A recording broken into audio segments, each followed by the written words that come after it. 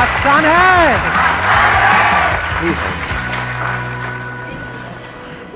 Love you sir. Love you too. Sir big fan, sir big fan. बाकी सब यहाँ time pass के लिए आए। तो क्या चाहते हैं आप, क्या होना चाहिए आज के सेशन में? What do you guys want? सबसे पीछे उनको देना mic. Good morning sir. Good morning. Sir कई बार हम लाइफ में ऐसे सिचुएशंस पे आते हैं कि हम अपने डिसीजंस नहीं ले पाते। अपने माइंड को कैसे कंट्रोल करें, कैसे सही डिसीजंस ले लाइफ के लिए? हम डिसीजंस नहीं ले पाते लाइफ में। क्यों नहीं ले पाते हम? सर सही डिसीजंस नहीं ले पाते कई बार। सही क्या होता है? उस वक्त तो जो भी आप डिसीजन लेते हो सही सोच करके ही लेते हो। अगर आपको गलत लगता है तो आप लेते ही नहीं हो, बाद में पता लगता है कि वो गलत था। Yes sir. सर उस वक्त अगर हमें पता चल जाए कि वो डिसीजन आने वाले टाइम में हमारे लिए गलत होगा तो हम वो डिसीजन लेंगे ही नहीं। तो उस वक्त माइंड को कैसे कंट्रोल करें या कैसे सोचें, हम किस डायरेक्शन में सोचें? ऐसा कैसे हो कि जो भी डिसीजन हम अपनी लाइफ में ले रहे हैं वो सारे डिसीजन सही डिसीजंस हो। कब हो सही? शॉर्ट टर्म में हो सकता है वो गलत भी लगेंगे, लेकिन आने वाले 20 साल बाद, आज मान लो आपकी एज है 20 साल, ठीक है? यहां पर जो एज ग्रुप है अभी आज के सेशन की वो है 18 से 20 साल के बीच में। तो 20 साल बाद जब आप पीछे मुड़ करके देखो तो you must have that sense of satisfaction with in कि जो भी डिसीजंस मैंने अपनी लाइफ में लिए वो सब सही थे, क्योंकि अगर वो सब नहीं लिए होते तो आज मैं यहां पर नहीं होता। ये बेटर है या फिर 20 साल बाद बैठ करके रिग्रेट करो यार ये मैंने क्या कर दिया? तो क्या ज्यादा इंपॉर्टेंट है? समझ रहे हो या नहीं? आ रहा है समझ? दोनों में फर्क देख पा रहे हो? दोनों में जमीन आसमान का फर्क है। एक है शॉर्ट टर्म में जो आप चाहते हो वो हो भी गया तो आपको क्या लगेगा? जो मैं चाहता था वो हो गया, तो डिसीजन सही है गलत है? सही है। लेकिन 20 साल बाद रिग्रेट होगा कि क्यों हो गया ये। देखो एक लाइन बोलता हूं, उससे शायद क्लियर होगा कि मेरे माइंड में क्या थॉट आ रहा है ये टॉपिक सुन करके। 90% से ज्यादा लोग इसलिए नहीं फेल होते हैं लाइफ में कि वो बहुत बड़ा सोचते हैं और उसको अचीव नहीं कर पाते हैं। वो इसलिए फेल होते हैं क्योंकि वो बहुत छोटा सोचते हैं और उसको अचीव कर लेते हैं।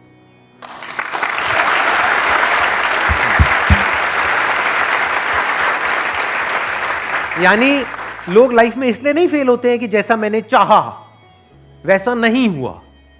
90% लोग इसलिए फेल होते हैं जो आपने चाहा वो हो गया, क्योंकि चाहा ही इतना सा। मान लेते हैं कि अगर मैं एक टाइम मशीन में बैठ करके पीछे चला जाऊं, 18 साल पीछे चला जाऊं, और मेरी एज भी आपकी एज के बराबर है, मान लो 20 साल की है, तो अब मैं खुद को क्या सलाह दूंगा? खुद ही को मुझे देनी हो एक सलाह या एडवाइस देनी हो तो मैं क्या दूंगा?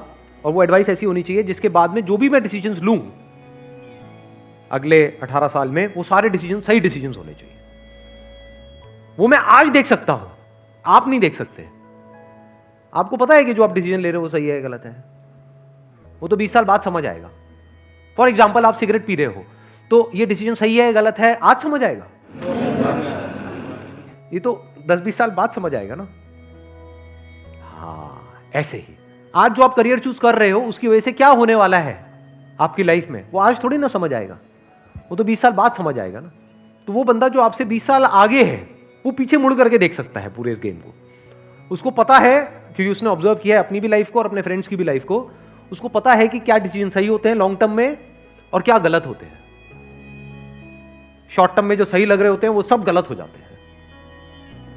देखो मैं आपको एग्जैक्ट एग्जांपल देता हूं, उससे आपका माइंड क्लियर होगा। 12th के बाद में मैं अपने एक फ्रेंड के साथ में गया था, मैंने अपने किसी सेशन में बताया भी था इसके लिए। एक जॉब इंटरव्यू के लिए गया था मैं, वो मेरा पहला और आखिरी जॉब इंटरव्यू था।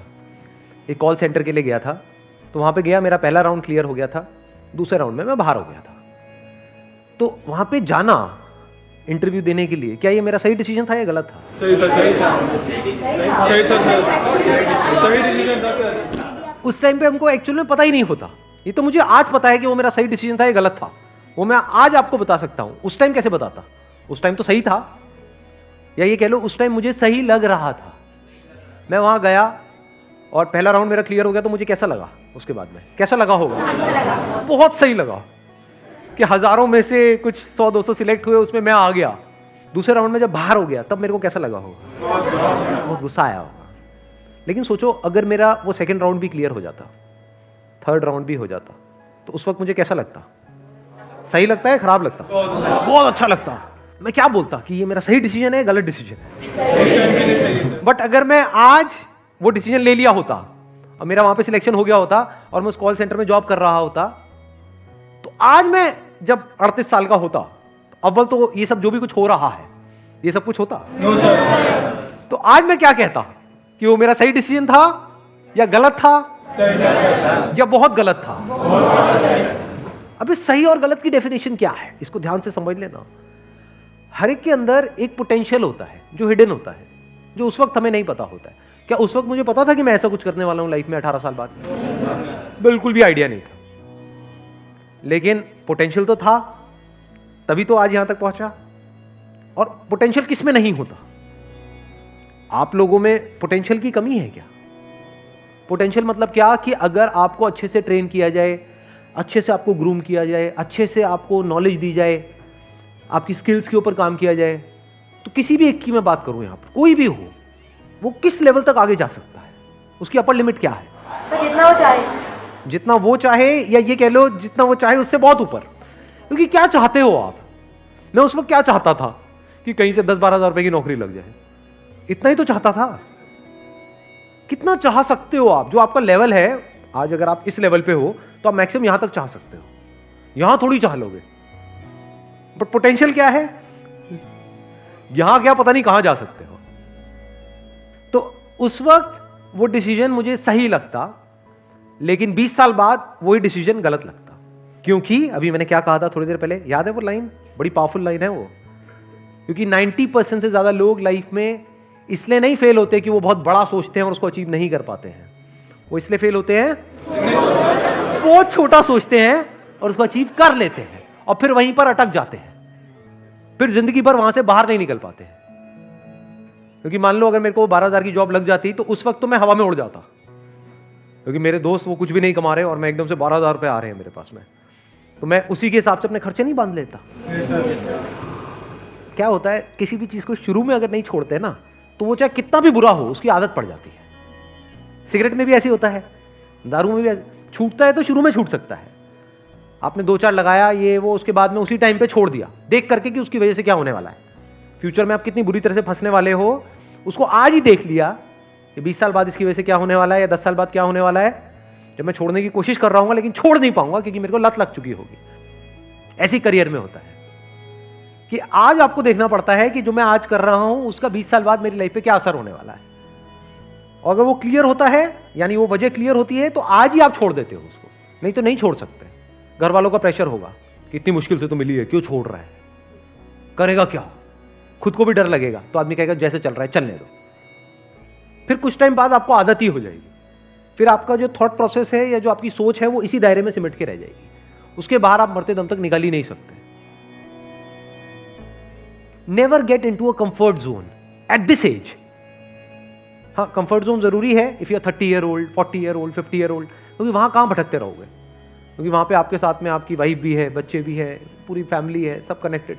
अभी कंफर्ट जोन में फंसने की जरूरत नहीं है, क्योंकि अभी जरूरत से ज्यादा कंफर्टेबल हो गए तो आगे जाकर के लाइफ अनकंफर्टेबल हो जाएगी। लाइफ में आगे बढ़ने के लिए ये इंपॉर्टेंट नहीं है कि आप क्या करते हो, ये ज्यादा इंपॉर्टेंट है कि आप क्या छोड़ते हो। ये बातें आज मैं देख सकता हूं, आप नहीं देख सकते इन सारी बातों। बहुत कुछ छोड़ना पड़ता है अलग अलग लेवल पे, तभी आप नेक्स्ट लेवल पे जा सकते हो। अगर एक लेवल से आप चिपक जाओगे तो उसके अगले लेवल पे कभी नहीं जा सकते। तो छोड़ देना होता है ताकि अगले पे जा पाओ, उसको भी छोड़ देना होता है ताकि और अगले पे जा पाओ, तभी नेक्स्ट जंप आप आता है। वो छूटता कैसे है? जब आगे कुछ बड़ा दिख रहा हो, तभी उस छोटे को छोड़ सकते हो। Wish you all the very best. Thank you so much for coming.